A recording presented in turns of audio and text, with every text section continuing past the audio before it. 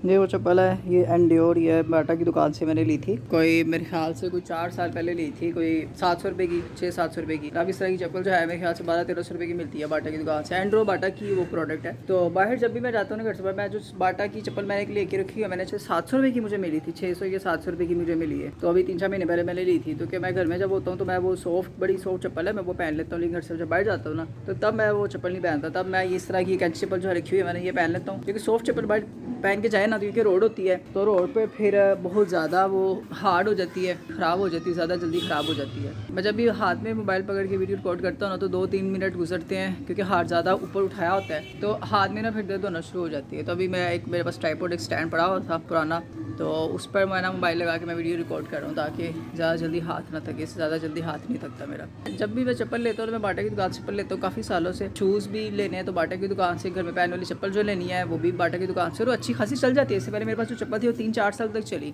अभी जो मैंने ली है 700 रुपये की, वो भी सही चलेगी। उसके बाद 700 रुपये की, उसके बाद एक कोड ली थी छोटे के लिए, वो मिली 800 रुपये की। साइज़ कोई भी हो लेकिन प्राइस उनकी सारी वो सेम होती है, लेकिन पायदार भी चीज़ होती है, ये भी तो बात है। पेट्रोल इतना महंगा हो गया अभी, क्या बनेगा यार। मतलब एक बंदा मोटरसाइकिल पर सफ़र करना भी अब कोई सस्ता नहीं है। मैं ऐसा करता हूँ कि जब मैंने कहीं जाना होता है किसी ऐसे रूट पर जहाँ पर मेट्रो बस जाती है ईजीली, तो मैं फिर मेट्रो बस पर चला जाता हूँ, क्योंकि 30 रुपये मेट्रो बस पर लगते हैं। फिर आगे से स्पीडो बस के पैसे कट जाते हैं, तो फिर वो जब उतरते हैं तो 15 रुपये वापस आ जाते हैं। इस तरह से कोई सीन है।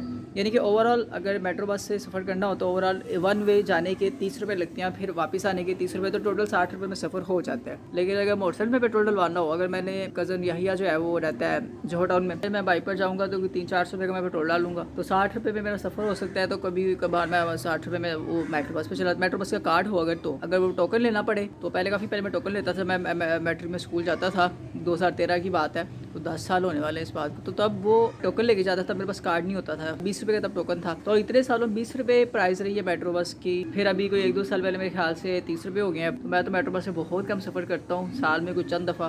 कभी लोग कहीं कहीं करके उड़े, इन लोगों ये लोग तो उड़ के सफ़र कर लेते हैं। अगर इंसान भी कोई परिंदा होता है, इंसान भी बस उड़ के सफ़र कर लेता है, कितना सही होता है। लेकिन अल्लाह ने हमें इंसान बनाया, जानवर नहीं। पानी है इसके अंदर, हाँ पानी है, पानी है। बाल थोड़े से खुद सही कर लेते चाहिए, बाल बड़े हो गए मेरे, कटवाने चाहिए। मैंने अभी तो सितंबर का महीना शुरू हो गया, मैंने पिछले महीने जुलाई के महीने में बाल कटवाए थे। तो ये 18-20 जुलाई के अराउंड मैंने बाल कटवाए थे। जिस बंदे के पास पहले मैं बाल कटवाना चाहता था वो मुझसे लेता था 100 रुपये, फिर उसने लेना शुरू कर दिया 150 रुपये। तो मैंने फिर एरिया में, हाँ इलाके में कोई और मैंने नाइट ढूंढ लिया, वो मुझसे 100 रुपये लेता है। तो मैं उसके पास ही जाता था 3-4 महीने। पिछले महीने जब मैं लास्ट में बाल कटवाने गया तो वो दुकान पर नहीं था, कोई बच्चा बैठा था, वो दुकान पर नहीं था, वो कुछ चंद दिनों के लिए कहीं गया हुआ था। तो अब मेरी आदत है कि मैं दुकान का जो असल कारीगर होता है मैं उससे बाल कटवाता हूँ। जो ट्रेनर होते हैं वो छोटे टीनेज बच्चे होते हैं, उनसे मैं बाल नहीं कटवाता। मैं अपने पुराने जिस नाई के पास जाता था मैं उसके पास चला गया। अब जनाब उस बंदे ने मुझसे अच्छे खासे, जो उसने 150 रुपये लिए, 100 ले लेता, लेकिन उसने कहा 150 रुपये लेने। उसने, मैंने उसको 500 रुपये का नोट दिया, उसने 150 रुपये काटे, क्योंकि उसको पता था कि 3-4 महीने बाद आया ये, अभी दोबारा भी ये 3-4 महीने से पहले आएगा नहीं। इसकी अच्छी तरह जो है ना, पहले मैं इसको छिलका उतार लूँ मैं इस आलू से। तो उसने 150 रुपये काटे। थोड़े से हल्के से बाल कटा लेने से, मेरी माँ का कहना ये है कि बाल जितने हैं इतने रखा करो, वरना वो फिर अच्छा नहीं लगता। लेकिन मुझे इससे भी छोटे बाल पसंद है। मेरा शुरू से मसला है कि मेरे बाल अगर थोड़े से अगर बढ़ जाए ना, मेरा बुखार चढ़ जाता है, और बुखार उतरेगा नहीं दवाई खा के। मैं कुछ भी दवाई खा लूँ मेरा बुखार नहीं उतरेगा, जब बाल कटवाऊंगा तो फिर बुखार उतर जाएगा। वहाँ बिल्कुल उधर वहाँ पे जा रहा है जहाज़, जो कि नज़र नहीं आएगा, इसलिए दिखाने का फ़ायदा नहीं है। कुछ छोटे साइज़ वाला प्लेन जा रहा था। 2 सितंबर 2022 आज तारीख है, आज जुम्मे का दिन है और शाम के कोई 5:30-6 बजे का टाइम है। अभी असर की नमाज़ नहीं मैंने पढ़ी, अभी नेक्स्ट आगे मसले की नमाज़ पढ़ ला तो टाइम खत्म होने से पहले, लेकिन कोई मसला है, अभी टाइम है काफ़ी। तो 6:30-7 बजे मगरिब का टाइम भी हो जाता है। तो जब ये साल शुरू हुआ था 2022 का, तब मैंने 31 दिसंबर को भी मैंने वीडियो रिकॉर्ड की थी, 30 तारीख को, 31 तारीख को दिसंबर की मेरे चैनल पर अभी भी वो वीडियोज़ हैं। तो मैंने सोचा था यार नया साल शुरू हुआ है, मैं ना यूट्यूब पर वीडियोज़ रिकॉर्ड करना शुरू करूँगा, कोई ना कोई वीडियोज़ बना के मैं व्लॉग बना के अपलोड करूँगा। लेकिन फिर कुछ दिन मैंने बनाया, 2-4 दिन, फिर उसके बाद मैं खुद सुस्त हो गया, और मतलब बिल्कुल भी दिसंबर के महीने भी मेरे ख्याल से मैंने वीडियोज़ बनाई थी पिछले साल, और जनवरी में भी मैं थोड़ी बहुत बनाई, लेकिन उसके बाद फिर दोबारा से कोई वीडियो नहीं मैंने बनाई इतने महीने। फिर काफ़ी महीनों बाद जाके मैंने कोई वीडियो अपलोड की। और यूट्यूब का, इंस्टाग्राम का, फेसबुक का, ट्विटर का, तो ये सारे सोशल मीडिया वाले प्लेटफॉर्म्स का एक ही इनका रूल अब बन चुका है कि जो क्रिएटर तो ज़्यादा वीडियोस अपलोड करेगा, ये जो ज़्यादा एक्टिव होगा अपने अकाउंट पर, ये उसी को ज़्यादा वो प्रेफर करेंगे, उसी को ज़्यादा प्रोमिनेंट करेंगे, पोस्ट पर ज़्यादा इंप्रेशंस आएंगे। और जो कभी कभार वीडियो अपलोड करेगा या फोटो अपलोड करेगा उसको कम प्रेफर करेंगे, जो ज़्यादा अपलोड्स करेगा उसको ज़्यादा प्रेफर करेंगे। गर्मी का मौसम काफ़ी कम हो चुका है, अब अल्लाह का शुक्र है कि ज़रा पसीना इतना नहीं आता। टेम्परेचर तो फिर भी 35-37 डिग्री सेल्सियस तक है, लेकिन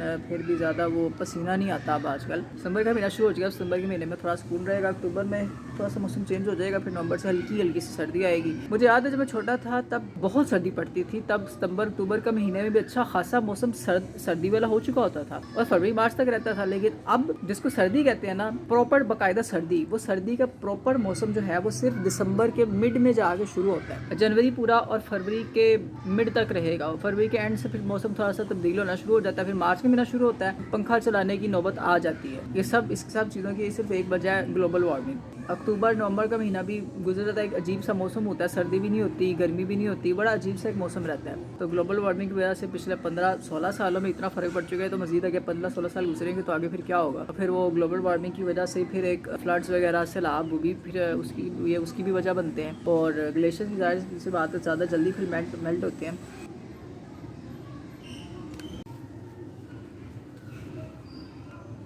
बस भाई काफ़ी इन्फॉर्मेटिव बातें कर ली, मेरे ख्याल से इतनी बातें काफ़ी है इन्फॉर्मेटिव। ऐने को लगा कि मेरे ख्याल से वीडियो रिकॉर्ड कर लूँ तो ज़्यादा बेहतर है, कि ऐने लगा के ना आई डोंट फील लाइक कि मैं सही लगता हूँ, मुझे बिल्कुल भी थोड़ा सा अजीब लगा। ऐने को लगा कि वीडियो रिकॉर्ड कर लूँ या फोटो, तो फिर ज़रा फोटो अच्छी आती है। क्या है ना कि मैंने लेंस लगवाए थे इस साल जनवरी के महीने में, और जब लगवाने जाते हैं इसमें हल्का सा कोई शेड नज़र आ नहीं रहा, पिंक सा शेड है इसमें, लेकिन वीडियो में सही से रिकॉर्ड नहीं हो रहा। लगवाने जाते हैं तो बंदा कहता है भाई फिक्र ही ना करो, ब्लू शेड वाला शीशे है, पिंक शेड वाले शीशे हमारे पास, पर्पल शेड वाले भी हैं, आप फिक्र ही ना करो, आपको बड़ा मजा आएगा, ये तो इसका शेड फीका होगा ही नहीं, ये साल 1.5 साल चलेगा और कोई भी नज़ारा भी नहीं चलता। 2-4 महीने गुजरते हैं, शेड बिल्कुल फीका हो जाता है, बिल्कुल फीका हुआ है शेड, वरना कैमरे में अच्छी तरह से ये शो हो रहा होता। क्या कर सकते हैं, हर बंदा अपने अपना उल्लू सीधा करने में लगा होता है।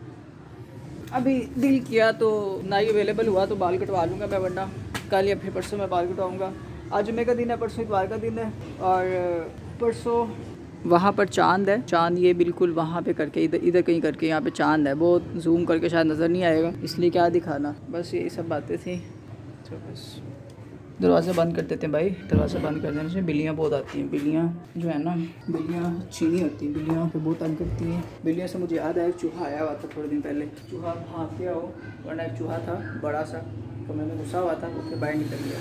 तो बिल्ली हो तो फिर तो चुनने की कोई जरूरत नहीं है कि चूहा आ सके।